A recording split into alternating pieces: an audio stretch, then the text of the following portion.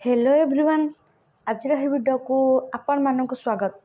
तो पिलाने बर्तमान देखा उत्कल यूनिवर्सिटी माने काली आपण मानक जो एग्जाम हम AEC2 इंग्लिश कौन कहली ना AEC2 इंग्लिश आपण मानकर जो एग्जाम हम तो बर्तमान सियोर सर्ट क्वेश्चन बर्तमान आपण मानकर बर्तमान आसी जाइए।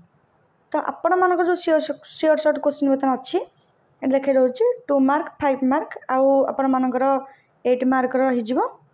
तो चलो बर्तमान डिस्कसन करवा। तो बर्तमान पिला देख ये भर आपण मान क्वेश्चन आसीज अपन बास एति क्वेश्चन प्रैक्टिस करके जातु भलसे। तो आपण मान एग्जाम बहुत ही भल हम आम चैनल आपण मान सब अच्छी आम चैनल को टे सांग मान सहित अधिक रु अधिक मात्रा टे शेयर करूँ आ सब्सक्राइब करूँ। चैनल जो नुआ अच्छा ताहले चैनल को सब्सक्राइब करूँ। तो पिला देख आपण मान एग्जाम बहुत ही भल हम टोटाली व्यस्त हवा दरकार नहीं। तो फास्ट क्वेश्चन कौन दे 2 मार्क देखा व्हाट आर डिफथंग्स। डिफथंग्स कौन कि डिफाइन करने को आपण मैंने डिफाइन करेंगे। देन दे डिफाइन बॉडी लैंग्वेज कौन कहला डिफाइन बॉडी लैंग्वेज।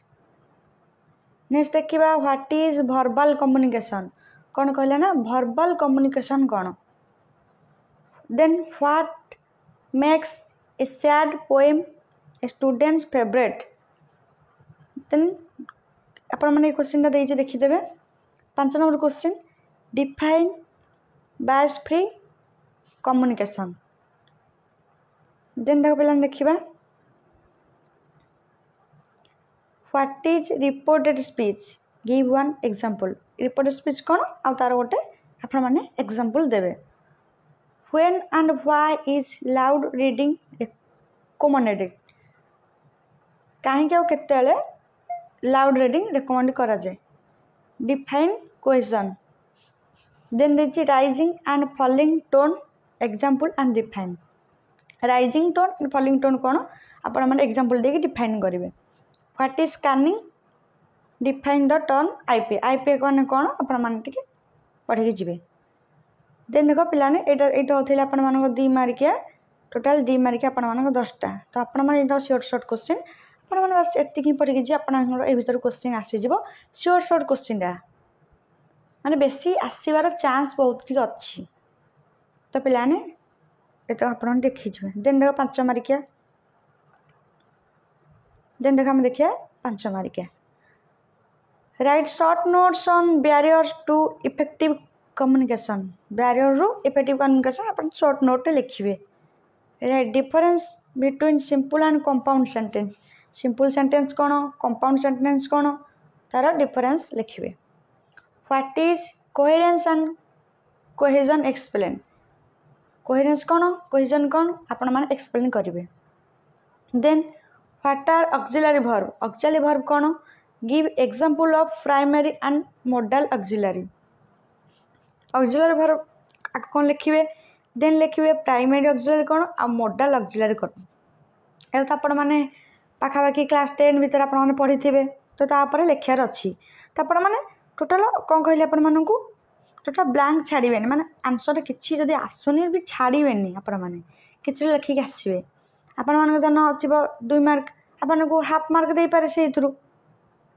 तो हाफ हाफ हाफटा आउ गोटे गोटे हाफ आप मिले गोटे मार्क हो जाऊँगी। तो गोटे मार्क पिलानकर जानते आपण मैंने पास होती बैक भी लग जापे। तो आपड़ हे भूल करूँ छाड़ी कि आसबे। आमती कौन लिखा जाए मुझे भिडियो अलरेडी कही एग्जाम जा पूर्व भिडियो अलरेडी पकई आपण मैंने देखिए देखी दिखाँ जो मैंने देखी ना। देन देख पिलाने डिस्कसन करिया। नेक्स्ट क्वेश्चन कौन रहा what miracle happens every morning at the desk of authors. Explain barriers of communication. Then देखिबा differentiate between metaphorical and literal meaning. ए दुटा भितर आपनकर डिफरेंस बाहर करा अछि। Then explain about the stages of writing process. Writing process रो जो स्टेज गुरा अछि आपण मन को एक्सप्लेन करिवे। What is brainstorming how is it useful in writing. Why does Robert Browning title the poem as the last ride together? एमिता को ପାଇଁ तार टाइटल ଦେଇଛନ୍ତି ତାଙ୍କ पोएम रे लिखिए अपन माने. What is pronunciation? Mention any 3 features of good pronunciation. तो pronunciation कौन आउ 3टा फीचर्स लिखिए गुड pronunciation जो 3टा फीचर्स आपण मान ताको लिखिए. आपण मान को 2 मार्क केते रहला टोटल 11टा रहला आपण मान 2 मार्क कौन कहली सॉरी एटा होची आपण मान केते मार्क करो एटा 5 मार्क करो टोटल 2 मार्क हम केते दे 10टा देछि 10टा आपण मान पढि जिवे आ 5 मार्क आपण केते देछि 11टा आपण टिक कंप्लीट करि जिवे. देन देखो पिलान जिबा 8 मार्क को देखो 8 मार्क हमर कोन शॉर्ट क्वेश्चन अछि. देन देखो discuss the importance of stress rhythm and intonation in English pronunciation. तो इंग्लिश प्रोनाउंसिएशन रे स्ट्रेस रिदम एंड इंटोनेशन रो इम्पोर्टेंस कोन ताकू आपण माने एक्सप्लेन करियार अछि. Discuss the factors that determine communication including receiver sender channel. से कहला जो कम्युनिकेशन रे को फैक्टर्स डिटरमाइन करूची माने जो कम्युनिकेशन इंक्लूड थिबो रिसीवर सेंडर और चैनल रे को फैक्टर्स डिटरमाइन करूची कम्युनिकेशन आपण माने लिखिबे. डिस्कस वेरियस रीडिंग टेक्निक्स जेमिति स्किमिंग स्कैनिंग क्रिटिकल रीडिंग आपण मानकर इतक लिखार अच्छे ये रीडिंग टेक्निक गुरा लिखार अच्छी. देन देखो पिला माने देखिबा next question.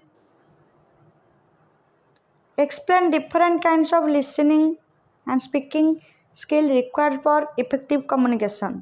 Different kinds of आपण माने लिसनिंग स्पीकिंग जो अच्छी जोरा कि इफेक्टिव कम्युनिकेशन पर हेल्प करछि आपण माने सेटा लिखिबे. Then verbal and non verbal communication and discuss different types. Verbal और नॉन वर्बल कम्युनिकेशन कौन तार टाइप्स को आपण माने लिखिबे. देन देखो कौन देइछि right A 15-bit conversation between a teacher and a student on the importance of communication skill. एटा टिके importance लिखि दे बोलछि. Next explain empathetic and interactive listening with examples. तो एटा आपण मन लास्ट क्वेश्चन थिला. तो 8 मार्क आपण मन को 8टा क्वेश्चन दिया हिची आ 2 मार्क 10टा आ 5 मार्क आपण को 11टा. तो एतिकी आपण मान को जस्ट पढ़ियार अच्छी कौन कहली एतिकी आपण मान को पढ़ी जीवार अच्छी. एतिकी भितर आपण मान को एटा भितर क्वेश्चन आसी जीवो आपण माने एटा को बस थोरली प्रैक्टिस करी जानतु ओवरलुक करी जानतु आ बहुत चांस अच्छे एथुर आपण माने आसियार काना शॉर्ट क्वेश्चन आपण माने हम चैनल को अधिक रु अधिक टिके शेयर करंतु. तो पिलाने आ गोटे कथा कहि रखिबे आपण मानकर कहिथिले मु ना आपण मानकर आसी 1 मार्क रे 2 मार्क रे 5 मार्क रे 8 मार्क रे जो 1 मार्क आसीबो तमरो सेटा फिल इन द ब्लैंक आसीबो. कोन कहली जो 1 मार्क आपण मानकर आसीबो सेटा फिल इन द ब्लैंक आसीबो. कोन कहली फिल इन द ब्लैंक आसीबो.